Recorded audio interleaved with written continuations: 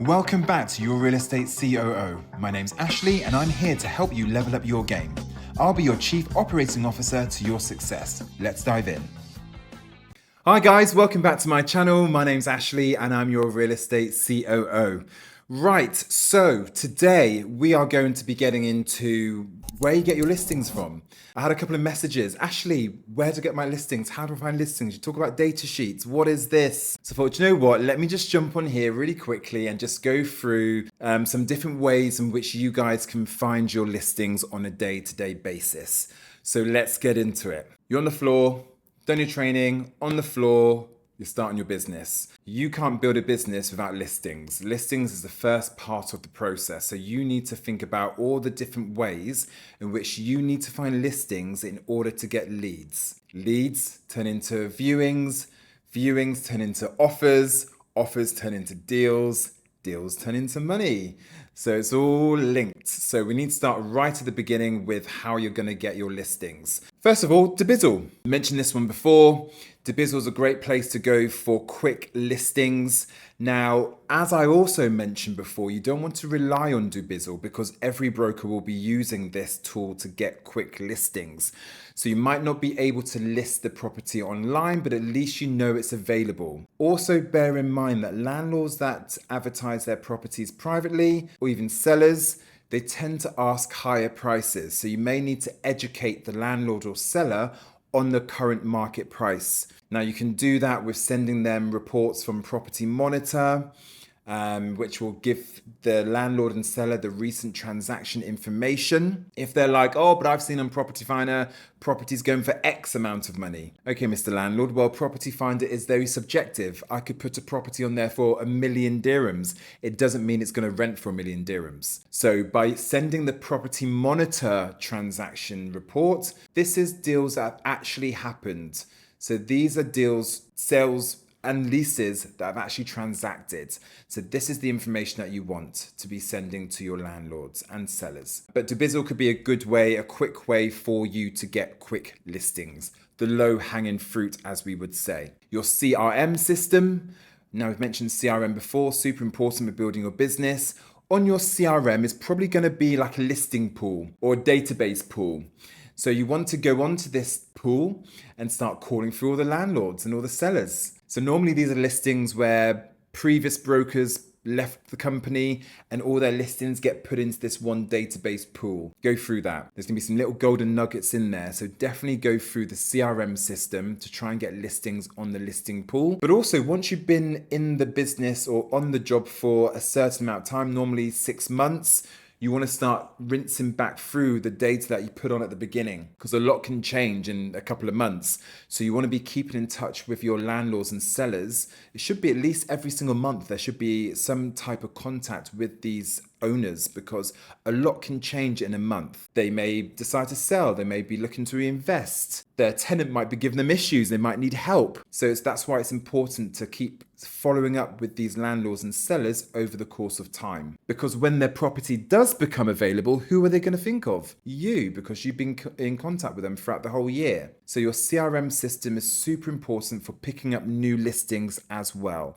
and converting current listings to live listings. Now, the data sheet. This is where you're going to be spending most of your time at the beginning as a new broker. The raw data sheet, the Excel data. So this is the data sheet that you're going to be cold calling from pretty much. So it's horrible. Nobody likes doing it. It's just a whole sheet of names and numbers. You have to be calling through these owners to find out if their property is available for sale or rent. Now, what you want to make sure that you're doing when you're calling these owners, let's say you call him Mr. Smith, and his property is in the Springs, but it's currently rented out until next February. Okay, so you spoke to the owner, he's told you it's rented till next February. You've asked him if he has any other properties, he doesn't. You've asked him if he's looking to reinvest, he's not. So what you want to do once you've put down the phone is add that owner and his address onto your CRM system. So you're ring fencing it, so it's yours.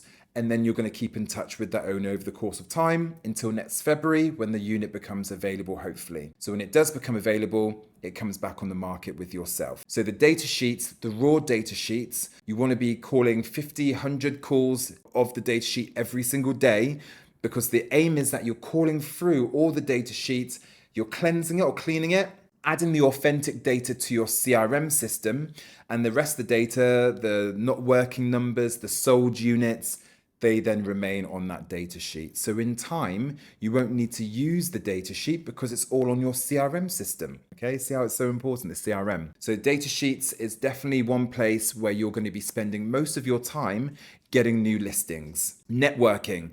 So as a broker, you're going to want to network. Okay, so you're going to want to make sure. So my dog Chase has just come.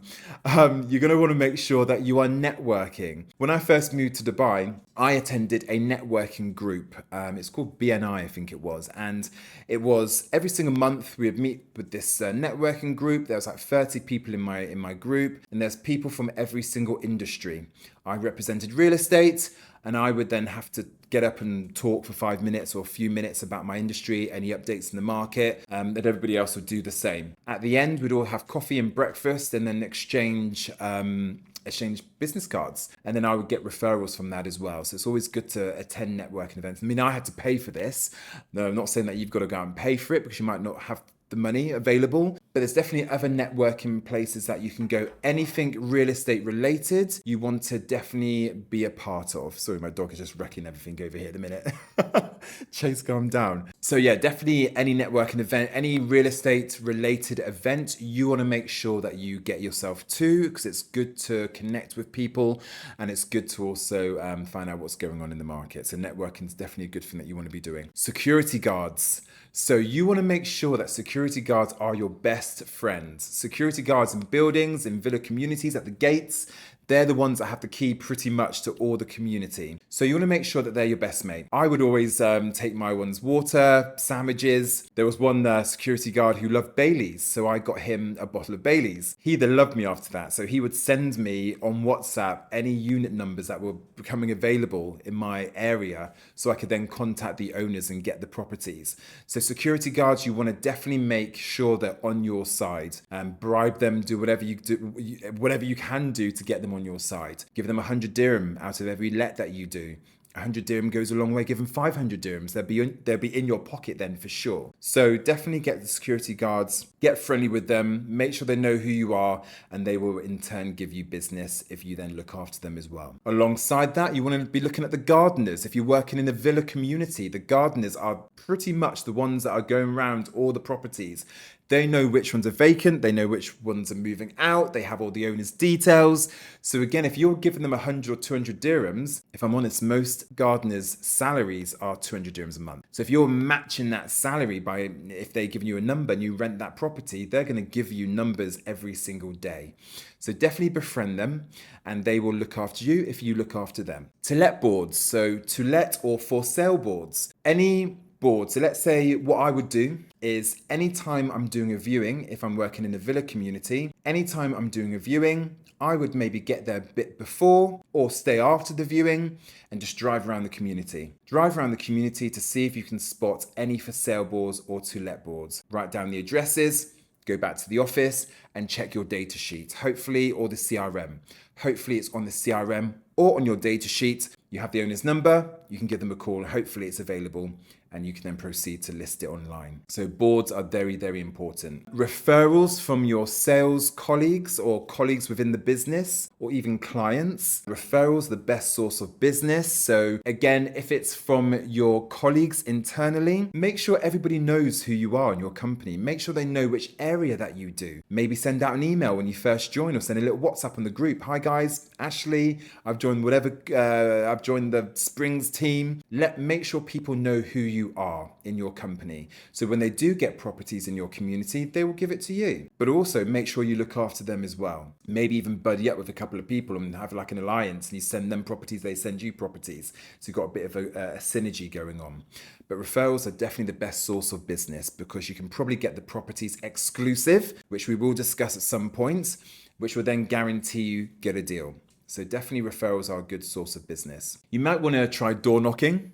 So let's say you, mainly for sales, let's say there's a property that's online, you've checked your CRM, there's no owner information, you've checked the data sheet, there's no information. The only way that you can potentially get the owner's details if you go and knock on the door. Okay, so door knocking. Don't go around knocking everybody's door because you're going to get in trouble. But if you know the specific property is available, or there's a for sale board outside, you might want to try and knock on the door, speaking to the tenant or the person that's living there if it's not the owner. If it is a tenant, maybe offer them a referral fee if they give you the owner's number. Maybe see if they're looking to find a property themselves. Have they found a property? Maybe you can help find them a property and then rent or sell the property that they're in. So door knocking can be a good way of doing it. Just don't go aimlessly knocking every single door in the community because you will get in trouble. Okay, so you have been warned. And pretty much that is the main ones that I have. Obviously the Telegram, which we discussed as well. So Telegram, where you can copy the URL from the portals from Property Finder or Beirut, put it into Telegram and it will spit back the address. So you can then go to your data sheet or your CRM and get the unit number and the owner's name and number from the data sheet. So that's one way. Remember touting as well. So we discussed touting in my previous video, where you can get 2GIS, Google Maps, and then on Property Finder or Beirut, you're going to try and find the property based on the garden. Maybe it's got a swimming pool, pergola, windy garden path, or something that's very distinctive that you can see on Google Maps. And then you can match up to 2GIS, which is another mapping service, which has all the door numbers so you can match it up together. So that's definitely one way of doing it. Also, we used to call it skip raiding. So let's say you are driving around and there's a property that's been refurbished or renovated. Go and speak to the builder, the contractor. Find out what's going on. Have they just bought it? Are they looking to sell it? Find out who the owner's owner is. Try and get their contact information and then contact the owner to find out what they're doing with the property. Are they renovating it to move in? Are they going to be flipping it and selling it afterwards? Are they going to be renting it? Always try and find out this information. Also, when you're driving around, look to see which properties maybe have leaflets or it's dusty or just looks a bit untidy. Maybe there's a lot of dust and sand outside the front door and there's leaflets on the floor. It's probably empty. Note down the address and then try and find it on your data sheet or your CRM. Equally, you might want to try driving around at night and finding out which properties don't have cars outside, which ones look empty and dark and vacant. Note down the address and then you can contact the owner, hopefully from your data sheet. If you're doing apartments, when you're going to sign in the building, so every building has security, you've got to sign your name and normally a visitor's logbook. When you're signing your name on the visitor's logbook, have a scan down the page. Try and see which other units agents have been viewing, because normally you have to put the date in there, your name, your company, the unit number you're going to be viewing, and the reason why you're viewing it, which is going to be viewing. So you can then see, and normally it says agent, so you can see all the agents that are viewing in that page and the unit numbers. Try and memorize a couple of the unit numbers. If you can, take a cheeky little picture.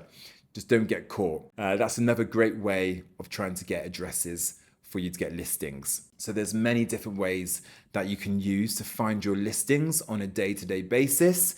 So you should never be sitting there thinking, what can I be doing? There's always someone to call, someone to chase, someone to door knock. Go and sit in a reception of a lobby of a building if you work in apartments, and you'll see people coming and going. You'll see which units they're viewing. You might even meet some landlords or some owners in the reception area. So it's always good to make sure your presence is known within your community. If you're working in the villa community, maybe go and sit in the local restaurant or the local mall. Get your branded material, like your branded book, maybe a flask, maybe on the back of your laptop, get your company logo on there, maybe your company logo top so people know you work in real estate. You can be working from your coffee shop or your restaurant. People can be coming up to you. Maybe put in your social media, ask your company to do a social post. Every Friday, you're going to be down at the local golf club having meeting clients. Pop by and get a free valuation. Try all these different ways to get listings. There's many ways. All right, so that's just a snippet of some of the ones that you can use, some of the main ones that you can use to hopefully try and further your business, to get listings, get presence online so you can start getting leads. If you have any questions regarding any of the ones I've mentioned, please let me know. Pop a comment below and I'll get back to you. But again, as always, I hope you found this useful. If you do, please like and subscribe if you haven't done so already. And keep up to date with any posts I'm going to be doing in future. As always, take care and I'll see you guys soon. Remember, in real estate, your success is my operation. If this helped you move one step closer to your goals, smash that like button and subscribe for weekly real estate strategies. Until next time, keep building your empire.